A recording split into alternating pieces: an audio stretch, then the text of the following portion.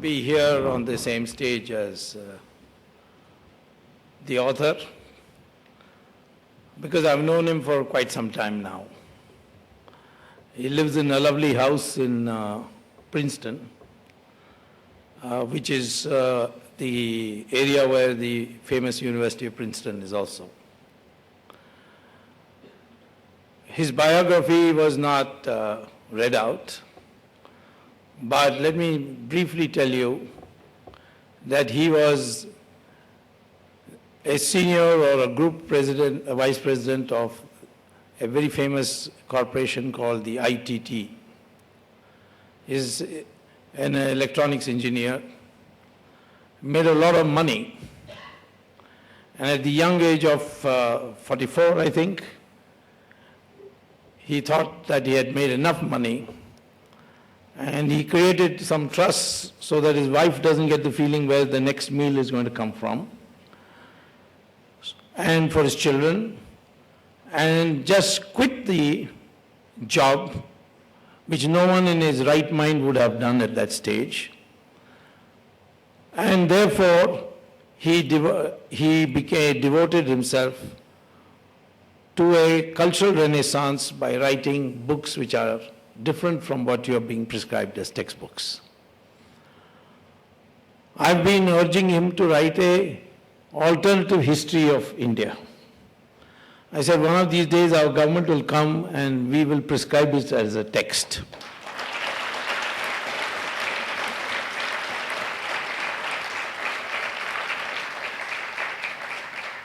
Because much of the problem concerned with breaking of India is because the Indians have not been brought up on a clear concept of identity. In most of the important countries of the world, the first thing that is dimmed into the mind of the citizen is his identity.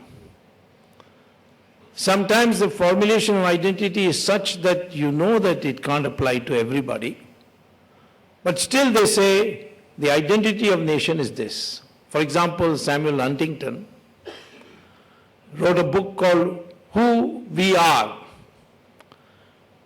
And he says that America's identity is white, Anglo-Saxon, Protestant, Christian, speaking English.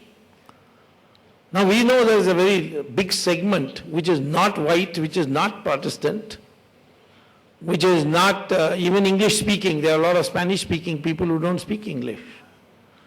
But he argued, and it has been accepted, that that is the identity of America.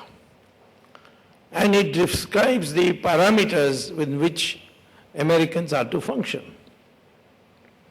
So if I ask an Indian, what is the identity of Indian? After much persuasion, the only answer I get is, I have an Indian passport. That is not an Indian. What about the past? What is your connection with the past? There the problem arises, because if you say your past is the Hindu past, then what about the Muslims and the Christians? How do you fit them in? So I'd like to say that in order to analyze what are the forces breaking India, we must first know the cause, and then we must briefly describe the cure. When India became independent in 47, Churchill said, within 3 years India will break up.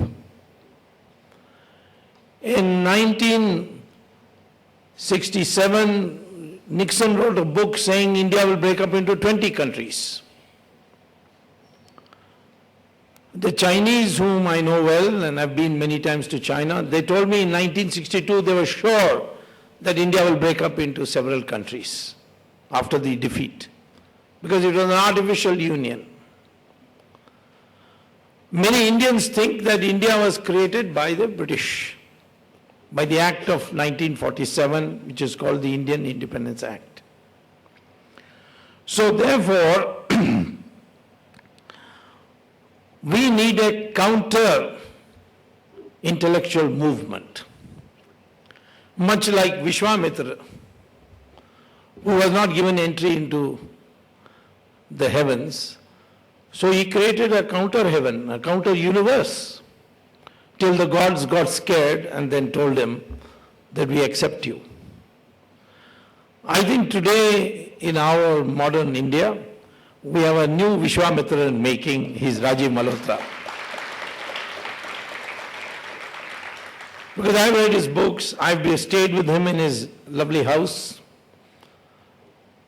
and I find that he's only devoted to this work. He has no other interests. Of course, he's made a lot of money, but he has put that money to good use. The British created this Dravidian movement. The British fostered it, financed it, and through the English education made sure that you never knew what the origin of the word Dravidian is. Dravidian word is not a Tamil word. Dravidian word is a Sanskrit word, which was invented by or first publicized by Adi Shankara when he went to Varanasi to debate Mandana Mishra. You know the Hindu tradition, which is also the Buddhist tradition, Uttaramimsa school tradition, that you could convert somebody individually to your religion if you had a discussion and defeated him in that discussion. That's called Shastrat. And so Shankara went all over the country holding these debates, winning at every place. But the greatest spokesman of Uttaramimsa school was Mandana Mishra in Varanasi. And he challenged him. Now, challenged to a debate, he accepted it, but the question was who's going to be the umpire. So finally, because one is the greatest spokesman of Hinduism at that time, and the other was the greatest spokesman of Buddhist way of thinking or Uttaramimsa school. And so who will be the umpire? So finally, it was decided that Mandana Mishra's wife will be the umpire. That was his first mistake. Because the wife knows too much about the husband, so she's not going to ever declare him a winner. In fact, Mandana Mishra lost the debate. First question his wife asked Shankara, who are you? He said, I'm Dravida Shishu. Shishu means child. What is Dravida? Explained it's a sandhi of two words, tra and vid. Essentially translated means where the three coasts meet or the three oceans meet. So it was a regional term. But the British made it into a racial term. And this racial term led to even the divisions in interpretation of Ramayana. That Ravan was Dravida and Ram was Arya. The word Aryan doesn't exist in Sanskrit literature. Arya exists, means a cultured, noble person. And in Tamil we say Ayya. Every word we have some similar word. But Ravan was not even a Dravidian in that sense. He was not even a regionally South Indian. Because he was born in Noida, which is just on the border of Delhi. His wife Mandodari was born in Meerut. He came to know about Guber and Sri Lanka. So he went and conquered Sri Lanka. And after that he was constantly trying to conquer Ayodhya. So therefore there was no such concept. On what basis the British created this? All on artificial basis. Color. Skin color has got nothing to do with race. It has got to do with pigmentation. Michael Jackson proved it by taking out his pigmentation. He began looking like a white man. Race is decided by DNA. Can you produce a single study in this country or in the world which says that the Indian DNA between North and South is different? It's the same. Recently, the University of Cambridge has come out with a study. The University of Texas in Houston, the University of Houston University. They've all come out with studies that the DNA of Indian is the same. But for years and years, and even now, this Aryan Dravidian theory is being used. That a group of people, the whole of India was being ruled by Dravidians. Then the Aryans came from Khyber Pass. They were brutal people. They drove the Dravidians to the south and created this. This has to be demolished. It's being slowly demolished. I found in one debate I had, not one debate, newspaper exchange, in the Hindu newspaper, for some reason unknown to anybody, including myself, Ram and I are very good friends. So if I give anything to publish, he publishes it. So Ramila Thapar wrote an article about India's secularism. And there she says that she's not an adherent to the Aryan Dravidian theory. Took me by surprise, because for years she has been propagating this Aryan Dravidian theory, even to the extent of saying that Ashoka was a Greek. That when Alexander came to India and conquered India, he fathered the grandfather of Ashoka. Now, of course, now she can't say that, but she's given it up. Slowly that thing is cracking. But we need a death blow. So I think the next article should be, the next book of yours should be the Aryan Dravidian theory. But it needs to be demolished completely. In fact, some little work I had done myself. I persuaded Karunanidhi to stop celebrating Ravan as Ravan Leela. Because I explained to him that both in Valmiki Ramayana and in Kamban Ramayana, Ravan was a Brahmin. I have seen this myself in terms of, in actual experience when I got the Chinese, persuaded Chinese to reopen Kailash Mansarovar. I went as the first traveler to Kailash. On the way to Mansarovar, I saw there was a huge lake, which I had never heard about. So I asked the guide, what lake is this? He says it is called Ravan Haranga, sometimes called Rakshastal. So I said, why is it called Ravan? What is Haranga? Haranga is Sarovar, lake. But why Ravan? He said, so somebody from India came here and he meditated here. So I said, in that case, let me go and have a bath first there, and then I will go to Mansarovar. She said, no, if you have a bath there, you will get itches all over your body. If you drink the water, you will die. So of course, I filled a bottle of water and came back and gave it to Karunanidhi and said, please drink it and show me.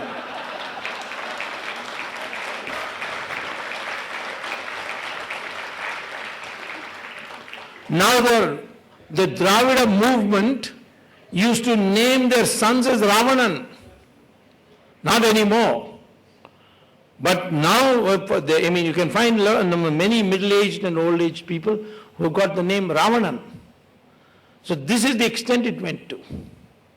And sometimes it became pathetic.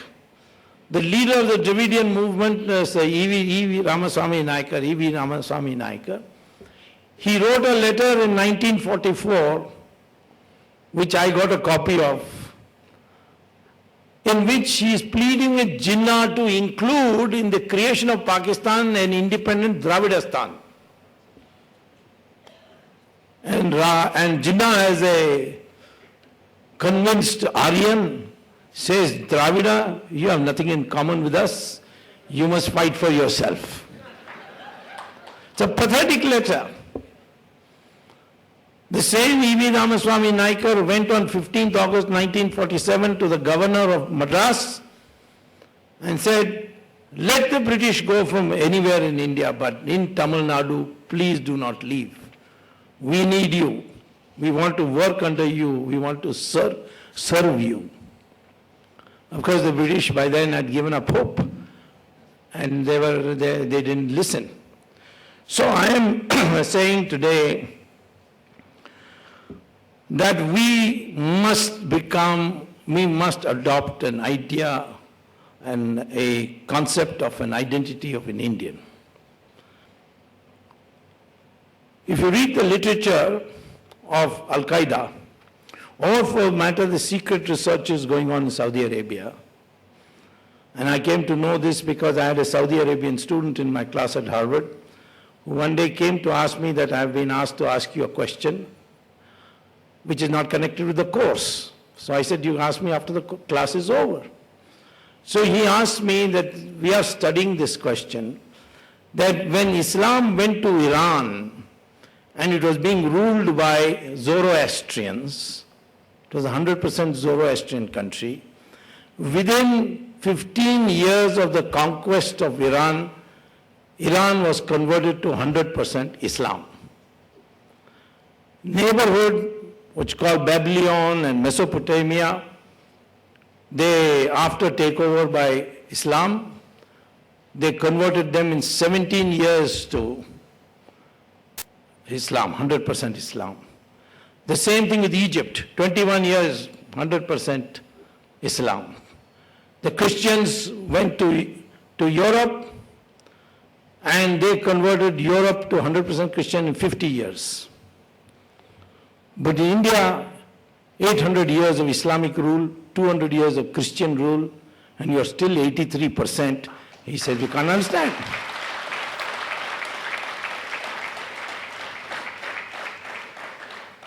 And the reason is that Indians kept, or Hindus, kept fighting. And it's not that the Muslims didn't join. In fact, Shivaji had a Muslim general there. And there were Hindus in Aurangzeb's army also. But those are exceptions. But the Hindus fought. And the most glorious empire we produced for 350 years was born in Karnataka. The Vijayanagara Empire, founded in Hampi, Hastinapur. By the way, Mandara Mishra, after he converted to Hinduism, Adi Shankara appointed him as the first Shankaracharya of Shringeri. So Shringeri Ashram began with that. And one of the successor Shringeri Acharyas, they created Vijayanagara Empire on the basis of two young Muslim boys who were reconverted to Hinduism. Hukka and Bukka or something like that. It lasted 350 years. It spread right up to Assam. It covered more territory than Mughal rule ever. And Mughal rule, really the core Mughal rule was from Akbar to Aurangzeb. It's 150 years only. But you see the history books, one chapter for each Mughal emperor. But Vijayanagara Empire, one paragraph. In South India, there was an empire called Vijayanagara Empire. North Indians even today do not know Vijayanagara Empire.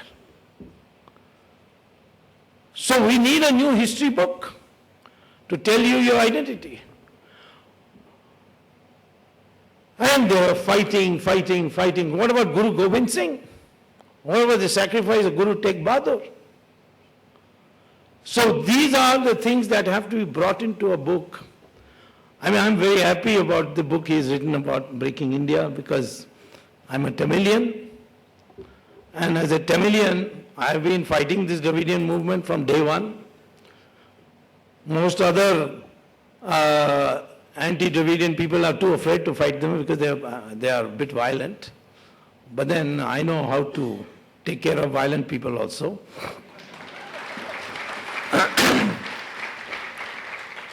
I have taken care of the LTT in no time. When I was minister, I knocked them out of India. And later on, marshaled international forces to see that that fellow doesn't survive, despite the best efforts of the government of India to save them.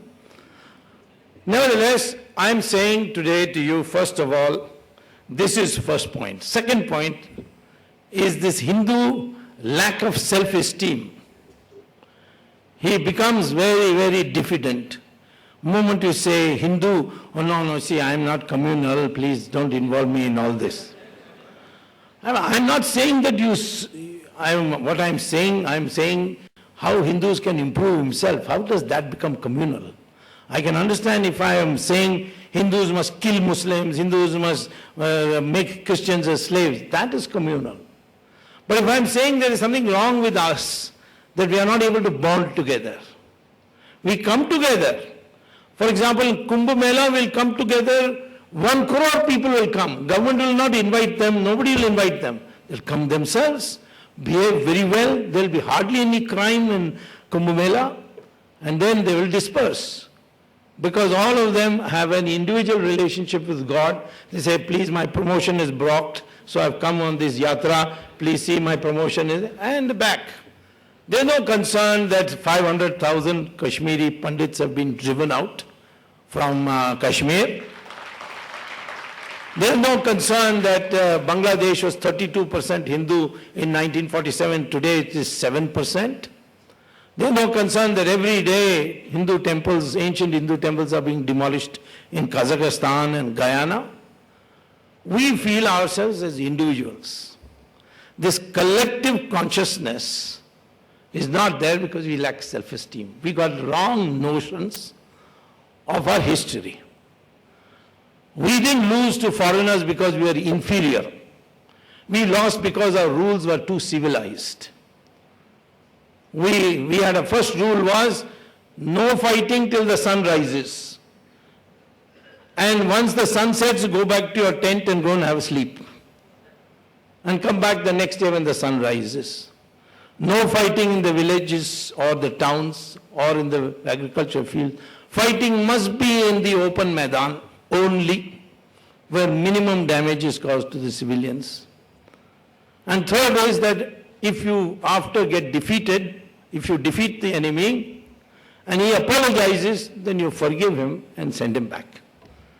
So Prithviraj Chauhan sent back Muhammad Ghori 16 times. That was too much. 2 times, okay, but 16 times? And the 17th time, he got the support of his father-in-law, and therefore he won. And the first person, and that's how Islam came to India. So these civilized rules were not appropriate for these people who came in the night, who went into the cities and rampaged it, who didn't observe any of the rules, and if you defeated them and they apologized, they came back. Each time, by the way, Ghori apologized. But he came back. So therefore, those rules are the correct. Today also the same thing. This is what he's brought out very brilliantly, Rajiv Malhotra. The rules of discourse are such that if you don't understand, you can't defeat them. Why is Mr. Rajiv Malhotra considered a dangerous man today in the United States by the left-wing intellectuals and the India, what do they call India scholars or South Asian scholars? They don't even want to call themselves Indian scholars, they call themselves South Asian scholars. What is the history of South Asia except Indian history? So, this is because he speaks in their idiom and their articulation and defeats them. If he was a raving fanatic, then they would just say he's a fanatic and dismiss him. But he comes with all the credentials that they have or would like to have, and he argues in the idiom which they understand. And therefore, if there's an unbiased crowd such as the students, they get confused. And that's why today I think there is a process of begun to somehow accommodate him. His books are being prescribed in the university, but I know him, he is not going to melt. He's come with a mission and we will take it forward.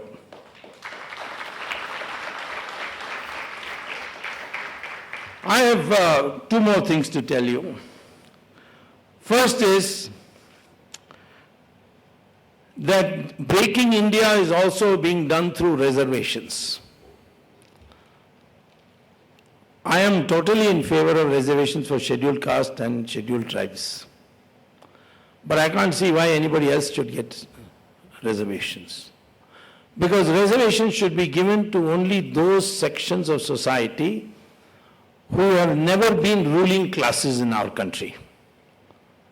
Just because they are poor doesn't mean they should get reservations. The Brahmins are poor, do they get reservations?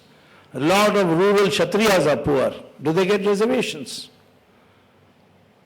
So the same way, Yadavas were also kings. In fact, in Dwarka, they were ruling for a long time, till Krishna had them finished off.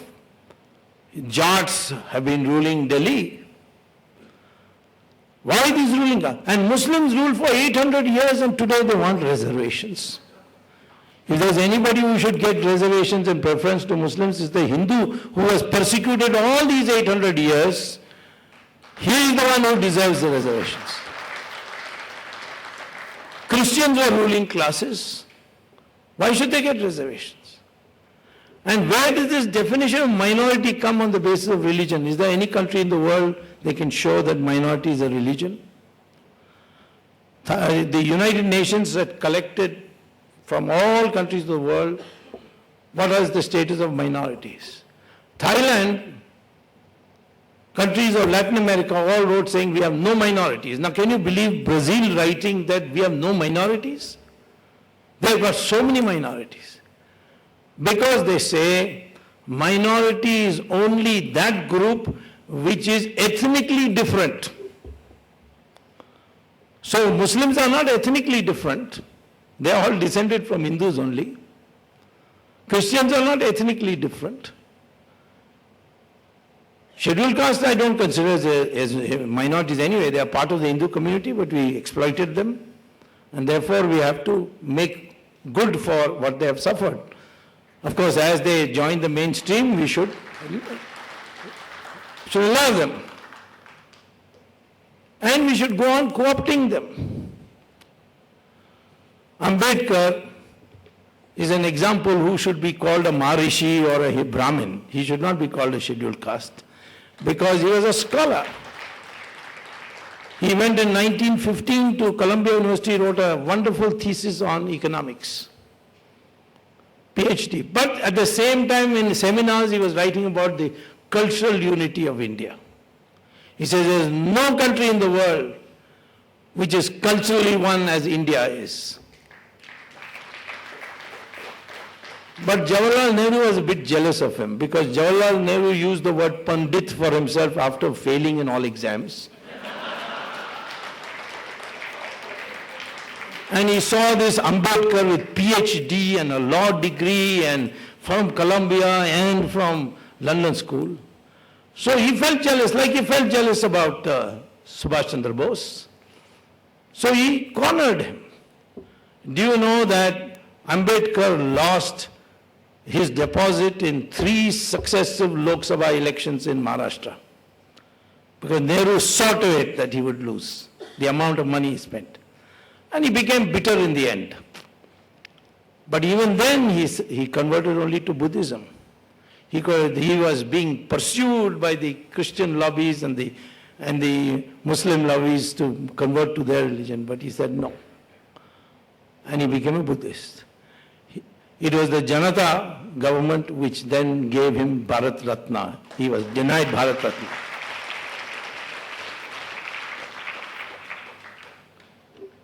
So this reservation is another method of dividing India. Caste was a wrong word, as Rajiv Malhotra has mentioned it several times. It's a Portuguese word from the word costos. We have Varna and Jati. Jati is connected with family and blood lineage. But Varna, which is fourfold, has nothing to do with birth. 2 Maharishis, Bhrigu and Bharadwaja, decided that for a stable society, the power should be decentralized. And Bhrigu said there are 4 sources of power: knowledge, weapons, wealth, and land. And he said no one person should have more than one of this. So if you have knowledge, if you are specialized in knowledge, you will not have weapons, you will not have wealth, you will not have land. And he said they should be venerated. They were called Brahmins. And it was not necessary that you should be born in a Brahmin family, nor it was a disqualification. Veda Vyasa was born, his mother was a fisherwoman. He was called Maharishi, he wrote the Mahabharata. Valmiki was born of people who had been pushed out of the society. They were called untouchables in English. But his parents were Dalits, but he became a Maharishi and wrote the Ramayana. Same thing with Kalidasa. He was a hunter. He came from a family of hunters and he became the greatest poet India has produced. Vishwamitra was not a Brahmin at all. He was called the Rishi of Rishis. Even the gods bowed before him. But his parents were Kshatriyas. Ravan, as I told you, was a Brahmin. And you call him Dravida. When Ramayana describes when Ravan's body was brought to the palace and Mandodari wept over him, she said, "Oh Arya Putra."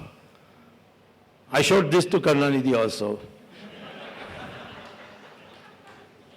Now, this was the fact which has been completely forgotten. Of course, today we can't modify and reform the Varna. Jati doesn't matter. It is mostly used for families. And ultimately, it also has no blood significance. Over the years, coming years, we should have a movement to slowly identify ourselves as nothing but Hindus and leave caste completely outside. There's one more thing that is called minoritism, which he mentions in his book. And that is pandering to the minorities. Well, there's no harm in accommodating what is called an affirmative action in America, minorities. Give them scholarships, give them special considerations, special tutorials, no reservations, but other things you can give. So we need, therefore, to start getting our act together, because with this media, this globalization, these opportunities, this materialism that has come into our system, corruption, we are targets. The Hindus are under siege. India's unity is under threat. We have to now build a new Indian whose identity is clear and who understands the true history of India. And then where we have a tradition, we are 100% Hindus. Parsis came, looked after them. When the British left India, they told the Parsis, we can give you reservations in parliament like the Anglo-Indians we have given. The Parsis said, the Hindus have looked after us for thousands of years, you go, don't worry about us. The Jews were persecuted everywhere, we looked after them. The first resolution passed after the creation of Israel was, thank you India, you are the only country in the world which did not persecute the Jews. So I don't have to explain to anybody as a Hindu that I can accommodate everybody. But when it comes to nation building, let us be clear, there are forces working to break up India, and they want to see balkanization. It's not that countries haven't broken up. Soviet Union has broken up into 16 countries, Yugoslavia into 4. Indonesia has also, they had a small piece which got cut out. There are constant efforts to see that countries other than the dominant Western Christian ethos break up. So India is also under target. India is a threat. India is a bigger threat because our concepts are now being accepted by the Americans. But if we have our mind clear, then we'll not be victims. And it is towards this end, this lovely book has been written. The next book is even better. And I'm sure that when he writes the history book of India, it will be even better. Thank you.